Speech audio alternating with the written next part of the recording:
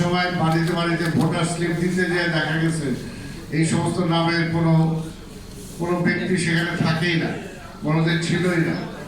এগুলো একটা ভুতুরে কাণ্ড।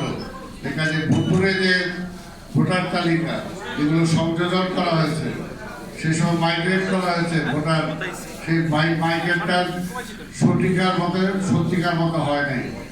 আমি যদি একটা বাড়ির মালিক থাকি, আমার একটা ভাড়াটিয়া যদি সেখানে ভোটার হয়, তার তো আমি অন্তত জানতে পারবো।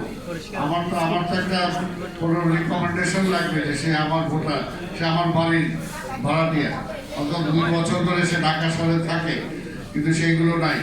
এই জন্যই আমি বলি যে আমরা একটা নতুন ভোটার তালিকা চাই। এটা ভোটার তালিকা যদি কালকের মধ্যে করতে পারেন, তা পরশুদিনই নির্বাচন দিয়ে দেন, কোনো অসুবিধা নাই।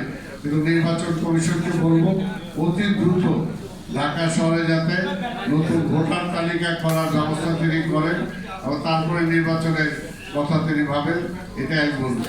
আজকে এই অনুষ্ঠানে সময় মতো না আসতে পারে আমি দুঃখ প্রকাশ করছি। ইনশাল্লাহ ভবিষ্যতে আবার আপনাদের সাথে দেখা হবে, এই কথা বলে আমার বক্তব্য শেষ করছি। খোদা হাফেজ। বাংলাদেশ জিন্দাবাদ। আসসালামু আলাইকুম। অনুষ্ঠানের প্রধান অতিথি জাতীয় প্রেস ক্লাবে মাননীয় প্রশাসক ঢাকা দক্ষিণ সিটি কর্পোরেশন এবং বিএনপি চেয়ারম্যানের উপদেষ্টা, আপনি এখানে এসে আমাদেরকে ধন্য করেছেন। আমরা এটাই আশা করব যে 55,000 ইউনিয়ন ইউপি মেম্বার